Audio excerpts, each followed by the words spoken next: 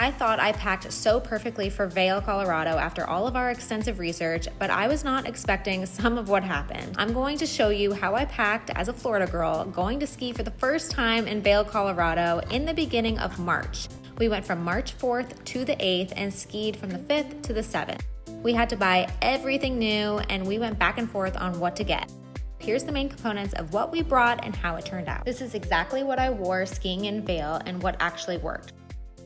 So going through my full outfit, starting with the base layer, I got it from backcountry. It is thin but warm. I did buy a mid layer, which goes on over that. Not everyone actually uses a mid layer, but it depends how hot or cold you run, and of course the weather, which we will talk about a little bit later too. My outer layer is a matching set from Montec. I did get the insulated jacket version and the bib. I bought all of the layers. Honestly, I was getting really hot just trying them on. I definitely dressed for warmth. But I could easily move around and everything, so I thought that that was a good thing. So this is everything I brought to ski besides the helmet, skis, and boots. We took one checked bag and put all of our ski things in there, plus our walking shoes, so it was all together. We used Ski Butler to rent the skis once we got there. Here's my husband's snowboarding stuff. We basically got the same stuff, but he did not wear his mid layer. So I have my base layer, which is half merino wool. It's actually really comfortable, a little bit cheaper, and it did keep me warm.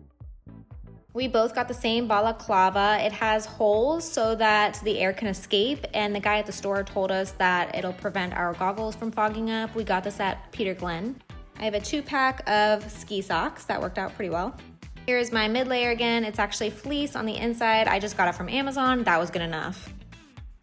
And again, my Montec jacket, which is insulated. It really depends on if you run hot or cold. I was really worried because I run cold, but a lot of people do recommend getting a shell, and that way you can either add an extra layer underneath or forget the layer underneath, whether it's cold or hot. It really depends on the weather, which is what we'll talk about too later.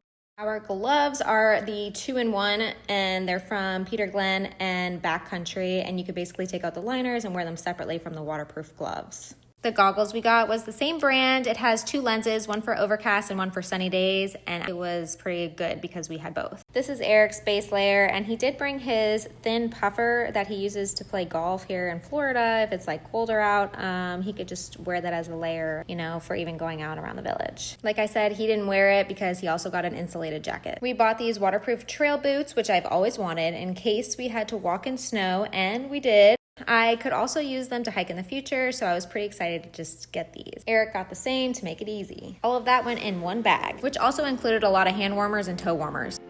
I also had ChatGPT make me a checklist of basically everything that we would need to bring, just so I could go over it right before we were leaving.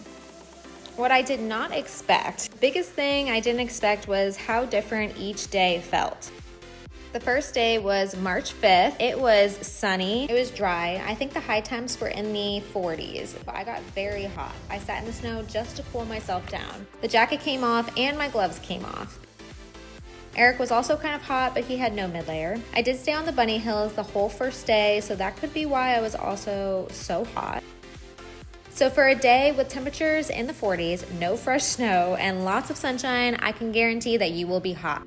This day would have been better with a shell jacket if I needed the waterproofing or much less layering. Make sure to bring sunscreen on a day like this. Some people ended up in t-shirts, I think, so this day was a spring skiing day. The second day was March 6th. It decided to snow all day, 13 inches. I wore everything, even the balaclava. Did feel good. I didn't run hot, and I even wore my mid layer. I also went up on the mountain this day. I ended up falling as well. So a day with less than a mile visibility, snowing all day, you're up on top of the mountain, the runs are less groomed, staying on the green runs. You can definitely dress up. Luckily, we got to use all the stuff that we bought, and I was worried about that after the first day. We used the overcast goggle lens instead of the sunny one like the day prior, which was the right move for sure. It was a harder day for a beginner with the runs being less groomed, so just keep that in mind too. The third day was perfect. It was March 8th, slightly colder from the fresh snow, bluebird day. I wore everything this day, but I did keep my jacket open and I didn't need the balaclava. I was able to keep my gloves off for some time too. We did go up on the mountain, I wasn't cold, but I wasn't as hot as the first day too, so it was actually perfect. Probably didn't need the mid layer with the insulated jacket, but I wasn't bothered by it. So here's what I would do differently. Wear sunscreen on bluebird days. Our noses got so burnt and actually hurt really badly. On sunny days, even if it's 40 degrees, I would dress like it's going to be hot. Skip the insulation or the mid layer. I'm glad I was able to take off my jacket the first day. We went out really early, around 8 or 9 o'clock. The morning times were the best, especially during the weekday. As soon as it was afternoon, it got so packed. The runs were also much less groomed. Being out all morning also made me tired, and I pushed myself past the limit if I kept going through to the afternoon. Weekdays are better and less crowded. As a beginner, don't try new runs when you're already tired after you've already done a bunch. This made me tired and fall, and also get scared because I had a bad fall. If you stop to eat and break, your body might end up thinking you're done for the day. Bring some snacks and wait to eat a main meal until after you're done skiing. Know that powder is harder, and when it's snowing, it's also harder, so take it easy. So after skiing, to walk around the village and dinner, I kept it super simple. I brought 1 or 2 pairs of jeans and then fleece-lined leggings with different tops to just change the look, but basically pack less. Instead of using the hand warmers during the day, I ended up using them at night. I ran very cold at night. It was a lot colder at night. So the leggings, which were from Amazon, should have been a bottom layer if possible, or a top layer. My puffer kept me warm and is from Amazon Pioneer Camp. I know a lot of girls wear puffers while skiing, but instead I decided to use it at night, and the Montec seemed easier to move in. I brought only 1 puffer, so 1 jacket to go over all of the shirts. I brought outfits that could be dressed up with heel boots, but I decided I didn't care to do that, and I just decided to wear my trail boots literally everywhere. During the snow day, I'm so glad I had them, and I wouldn't have been able to wear the heels anyways. But if you wanted to bring heels for lighter packing, I would suggest bringing outfits you can dress up or down. So the same outfit, but different shoes or jacket. I brought 3 different scarves. They were easy to pack, and it's easy to basically change up an outfit with just a scarf and also add another extra layer of warmth. I thought that was a really good idea. And of course I had my hat, and I wore that everywhere. I did also bring hoodies and like sweatpants to lounge around in, and just for comfort, as well as going to the airport in. But I used my puffer as my main jacket to go out, and then I had a tighter long sleeve jacket that was my mid layer, and then my main clothing underneath that. So I did have 3 layers on too. Whatever you layer with at night, make sure it's warm, because I was actually a little bit chilly and it is colder at night.